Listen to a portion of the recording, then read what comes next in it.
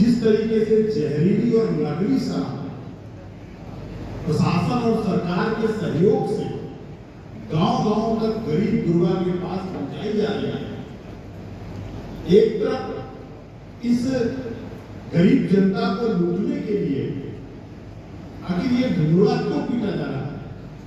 हम बिहार सरकार से पूछना चाहते हैं कि इस जो जानलेवा जहरीली और नकली शराब पीने से इन लोगों की जो जान गई है, उसका जिम्मेदार कौन है? देश में लोकतंत्र है, लोकतंत्र में जन कल्याण ही सर्वोपरि होता है, जनहित ही सर्वोपरि होता है। अगर प्रशासन की ढीला ढाली रवैया से, उसके इस व्यवहार से अगर गरीब लोगों की जान गई है, तो आज जो विधवा हो गई है, जो अनाथ हो गए बच्चे, उनका कौन जिम्मेदार होगा? उनकी कौन परवरिश करेगा?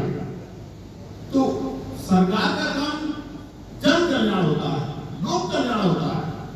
और मुझे बहुत दुख हुआ, बहुत ही मार्मिक वेदना खुद जाकर जब मैंने देखा कि लाशें पड़ी हुई हैं और प्रशासन के लोग उनको इस तरह से नजरअंदाज किए हैं। किसी के पास दाह संस्कार करने के लिए सुविधा है और किसी के पास नहीं है।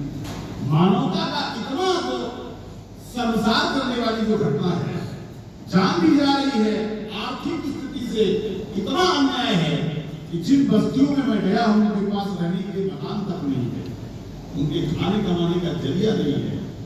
तो बिहार की जो दुर्दशा है, अभी तक मैं स्मार्ट मीटर के बारे में सुन रहा था, गांव-गांव में लोगों के पास बिजली का बिल देने की स्थिति नहीं है। आपने उसकी कोई वैकल्पिक व्यवस्था नहीं की, गरीब लोगों की क्या व्यवस्था होगी? आप 200 यूनिट बिजली फ्री कर देते उनके लिए, या कोई और प्रोजेक्ट कर लेते, लेकिन आपने अडानी का जो मीटर है उसको देश में पहुंचाने के लिए एक गुजरात मॉडल लेकर चले आए। और वो गुजरात मॉडल इतना खतरनाक है इस देश के लिए, उद्योगपति अलग से महंगाई करके इस देश को लूट रहे हैं और सरकारें भी राजस्व वसूलने के चक्कर में वो भी लूट रहे हैं। और बिहार की जनता के पास कमाई का कोई जरिया नहीं है। अगर जनता के पास कमाई का जरिया नहीं हुआ तो आखिर वो कैसे राजस्व देगा और कैसे उसकी स्थिति सुधार होगी? तो जन कल्याण, जो लोक कल्याण है, आपके इसी जनपद के डॉक्टर राजेंद्र प्रसाद जी की ये धमकी है। पंडित जवाहरलाल नेहरू जी और महात्मा गांधी जी, परम पूज्य बाबा साहब अम्बेडकर, सरदार पटेल, मौलाना आजाद, ये इनके सपनों का भारत बिहार नहीं बना है। उनके सपनों का भारत था कि इस देश की जनता को लोक कल्याण करके उनको सामाजिक, आर्थिक, राजनीतिक न्याय देना है। इसलिए संविधान प्रदत्त अधिकारों को देने के लिए उस समय किया गया। लेकिन बिहार, मैं कह सकता हूं कांग्रेस का राष्ट्रीय सचिव होने के नाते, मैं कह सकता हूं कि इस समय जो बिहार में सरकार चल रही है वो एक लुटेरी सरकार है। और जनता में नया उम्मीद हमने देखी है। लोग कहते हैं कि कांग्रेस को आना चाहिए। ये जनता की तरफ से आवाज है कि कांग्रेस की तरफ से आवाज नहीं है।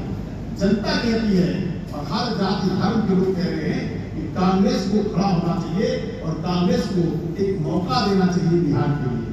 उसी सिलसिले में मैं बिहार का प्रभारी जनपद में जा करके, प्रखंड में जा करके संगठन को मजबूत करने के लिए बूथ स्तर पर, ग्राम पंचायत स्तर पर कांग्रेस को खड़ा करने के लिए जननायक राहुल गांधी जी, राष्ट्रीय अध्यक्ष मल्लिकार्जुन खड़गे जी, आदरणीय प्रियंका गांधी जी और सोनिया गांधी जी ने मुझे आपके बिहार का प्रभारी सह प्रभारी बना करके भेजा है।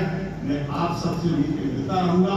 लेकिन आज मैंने इसको साक्षात देखा, हमें एक शब्द दिया गया है बिहार के लोगों से जानने मिलता कि होम डिलीवरी हो रही है, घर तक पहुंचाई जा रही है और इसमें प्रशासन की ओर लगी हुई सरकार कर रही है। तो सरकार राजस्व को बचत दिखाने के नाम पर पब्लिक को लुटवा करके और अधिकारियों और बड़े बड़े जो कागज है, इसमें कोई ना कोई विरोध लगा होगा। आखिर ये सरकार कैसे शराब पहुंच रही है तो मुझे लगता है कि इसमें सरकार खुद शामिल है और एक सस्ती लोकप्रियता हासिल करने के लिए इस शराब बंदी का एक नाटक किया गया। वोट बैंक अगर जिन लोगों की अगर जान गई है तो उसमें तो महिला ही प्रताड़ित हो रही है। अगर नकली शराब पिएंगे तो सबसे ज्यादा तो जो प्रताड़ित हो रही है वो महिला ही हो रही है। मुझे लगता है अगर महिला विरोधी सरकार नहीं होती तो महिलाओं का उत्तर करने के लिए घटनाओं में आप बता